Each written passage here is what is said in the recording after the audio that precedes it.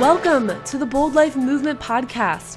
I'm your host, Kimberly Rich, and each week I bring you inspiring stories from real people to help you live a more passionate and intentional life.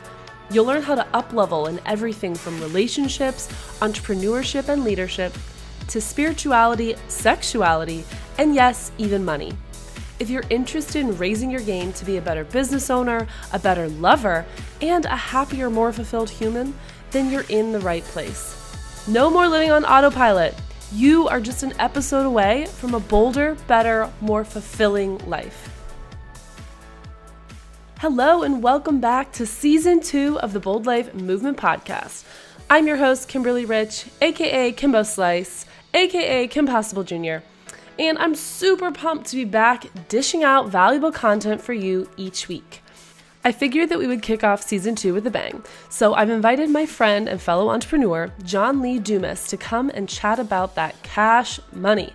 John has made millions of dollars teaching the world how to run a profitable podcast, and he should know he's been putting out a daily podcast for entrepreneurs for the past 5 years.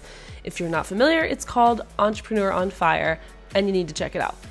One of the many reasons that I thought John would be a great guest to come for our financial mini-series is that not only has he made a lot of money, but he's also been very transparent about it from almost day one. Each month, his team publishes their income reports to give people like you an inside look at exactly how he brings in so much revenue each month. To get access to those, as well as the rest of the show notes, head over to theboldlifemovement.com/051 for episode 51. John drops a lot of value in this episode, so grab your favorite notebook, your pour-over coffee, and please welcome the one and only Lee Dumas.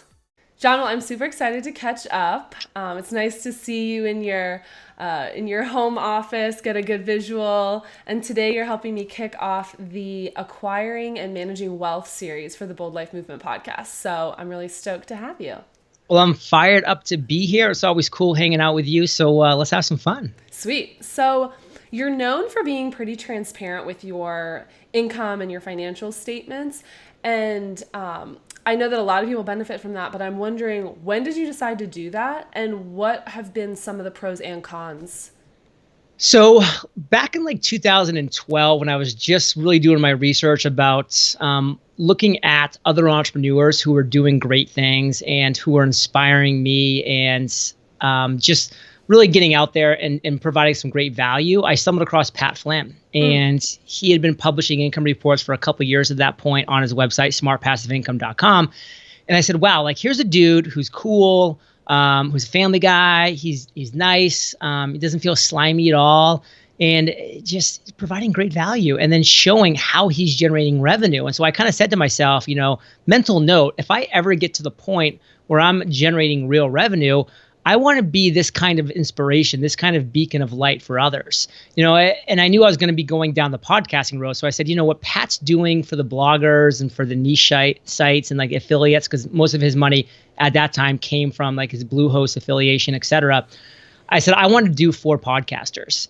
And it took me, I want to say 13 months post-launch to get to the place where I'm like, okay, I'm actually generating enough revenue where it makes sense to really list out where my revenue is coming, also where my expenses are coming from as well, and just lay all these things out. So it was about October of 2013, I believe, we published our first monthly income report. We ended up doing a year in review one as well. So we did the first year of our income. But we started doing monthly reports in October of 2013. And, we just published our 41st consecutive monthly income report this past January of 2017. So we haven't missed a month. We've been delivering high value monthly income reports, for 41 months straight. And we have no intention of stopping. Awesome. So for people who are just starting out, when do you think it makes sense for them to bring on a bookkeeper or someone who's a little bit more learned in managing finances to help them? Because just because you have an idea for a business doesn't necessarily mean that you're good at running the business. Yeah. And in fact, you're probably not, because you have strengths in other areas that you need to focus on where, for me, I knew that I had to have those ducks in a row right at the beginning, because otherwise I would just be distracted at a massive level from doing what I needed to do, which was create free, valuable, and consistent content for my audience, for Fire Nation. And I knew without a doubt that if I was trying to manage the day-to-day finances and this and that, I would just not be bringing the best of me creatively out. So from day one, I hired the right people, and it was tough because I wasn't really making money, and but it was a matter of being penny wise and pound foolish. A lot of people try to save money up front, but then they end up costing themselves so much in the back end. And there's just been time and time again where you hear entrepreneurs, get burned, after a great year because they weren't paying quarterly estimates, and now they have this massive bill, or they weren't setting aside this or that, or reporting things correctly.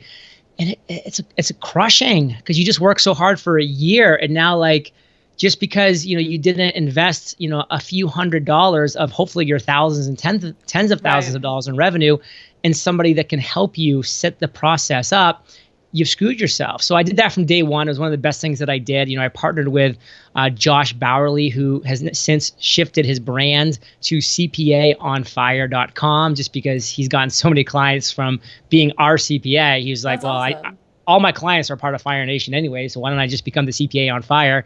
So that was a great brand shift for him, and we've had a lot of fun. He's on every one of our income reports, because we want to bring him on to share these kind of tips and tools that we're talking about now with Fire Nation, so they don't make the same mistakes. And actually now we bring every other month our lawyer on to talk about similar things, as well as our bookkeepers, because we have a separate accountants and bookkeepers. That's awesome. Yeah, I recently had my my lawyer come on my group program to offer tips and tools, because a lot of people just starting out have no idea that certain contracts you need to have in place, terms of use, privacy policy. They just don't know. So I think that's really helpful. Want to ask what habits you have now in terms of whether it's wealth mindset or actual strategies for investing or things like that you didn't have when you were first starting out. Yeah, one thing is just looking at the long-term view, which I didn't really have when I started out, just knowing that, it might not seem like a lot to put $100 away this month, but knowing what that can mean 10, 20, 40 years down the line with compound interest and just, very conservative index fund investing, or whatever that might be, that can be real valuable dollars down the line. And just kind of having that mindset of, this is a marathon, this isn't a sprint. So I'm just going to come up with a plan. I'm going to stick to it. I'm going to turn up and notch up the volume as I can, meaning the more dollars I can put in as my revenue and business grows, but not just be, disheartened when month one, I can only put in $25. Well, guess what? That's $25. Put it in, just start somewhere, get the railroad tracks laid down so that when you can turn it up, it's an easy process to do so. Yeah, and one way to look at it is $25 you could easily spend on nothing of use at Target or on a couple cocktails. And it's if you can put that to use now, month after month, it's going to benefit you in the long run. So true. So I think that's a good segue. I also wanted to know what different ways you've made your money work for you, as opposed to just trading in your time. You have obviously a lot of passive income streams and investments, but I'm wondering if there's anything else that you can add to that.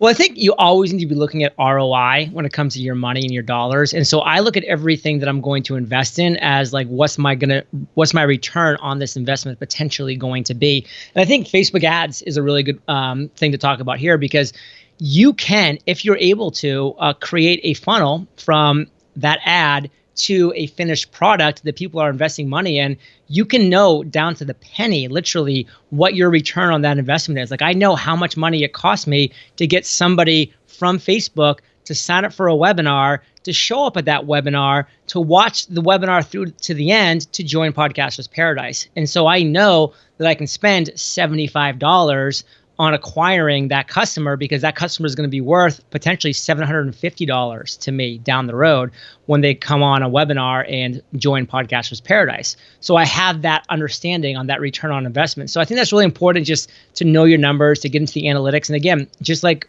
with me hiring a CPA, I've hired a Facebook ad expert. I don't do the behind the scenes stuff. Yeah. They do it for me. But I do look at the numbers, and I am aware of the business behind it.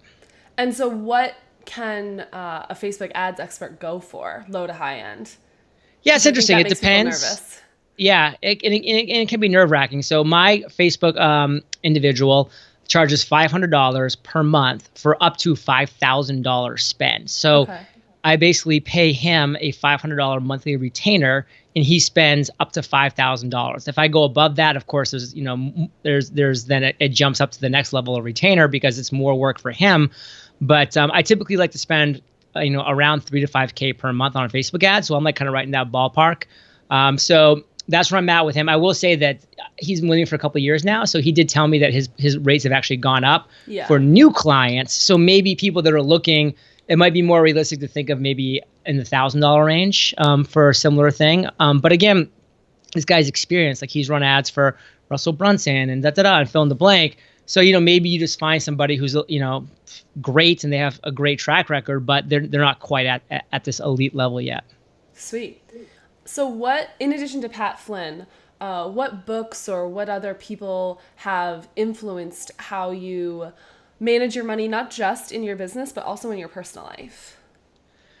Yeah, I would say Warren Buffett is a huge person for me. I've read all of his books. I've even I'm an investor in Berkshire Hathaway, so I get the letters, the Berkshire Hathaway letters where Warren just kind of shares what's been going on the last few months and like his mindset and things.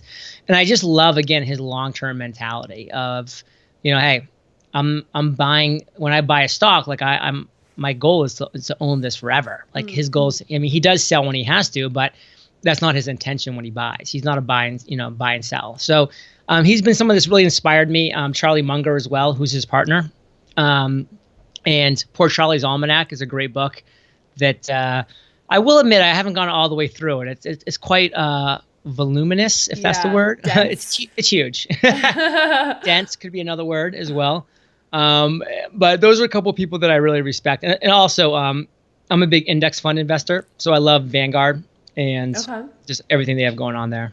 Sweet. Well, I know we're getting close to the end, but I want to know, what is the worst investment that you've ever made, whether it was time or money? Well, I've made a lot of bad time investments where just, that haven't we all? I've gotten on a plane to go fly somewhere for a 20-minute talk in front of 15 people who none of whom were my avatars. That's just a waste of time. And time is so valuable. So I've had a lot of those type of things. As far as money, I would say it was, fortunately, my father had me learn at a pretty young age, the perils of investing. So I used to kind of, just because, I was a kid, I didn't know any better, I would invest in penny stocks. Because I'm like, oh, if it goes from 1 penny to 2 pennies, I double my money. Yeah. But that was a mistake, and I lost a lot more than I made in the penny stock game, and even the sub $5 game, $5 per share game. So I've always just realized that, listen, I'm in this for the long game. I'm looking to invest in real companies that have real futures and are going to be around in 20 to 40 years plus. So those have been some of my mistakes in the past. What about this concept of upper limiting? Are you familiar? Maybe, but can you expound? Yeah. So basically, the theory is that we all have our own glass ceiling that we've created. It's what we believe we're capable of making. And so when we hit it, we exceed it, we'll do whatever we can to get back down to it. And so as you've obviously grown your revenue and grown your wealth over the years, I'm wondering how you continue to exceed your own glass ceiling and what you've done to do that. Yeah, I think that's a real thing. And I've actually had T. Harv Eker on my show, and I'm a big fan of him, with Secrets of the Millionaire Mind, where that book talks a lot about that kind of psychology of just the reality that, hey, you may think that you're scared of failure, but you're also really scared of success. Yeah, and there's a lot of self-sabotage that goes on with people as they attain success. You see it all the time in Hollywood. You definitely see it for entrepreneurs as well. It just happens. There's just self-sabotage, and it's just something that we're as humans always going to have to deal with on some levels. And so for me, I just try not to focus too much on the actual dollars and cents. I don't log into my bank account and be like, oh, there's 7 figures there. That's amazing. I'm glad it's there because that gives me some security. But at the same time, it's just now it's a numbers game. I just play the numbers game of how can I increase that scoreboard, so to speak. And I don't, think of like, oh, now I can buy a Porsche and a Tesla and, a house, an island. I do buy a house. I did buy a house. Last question for you, and then I want you to let us know where everyone can go to follow you and listen to the podcast. And that question is, what does leading a bold life mean to you? This is Bold Life Movement after all.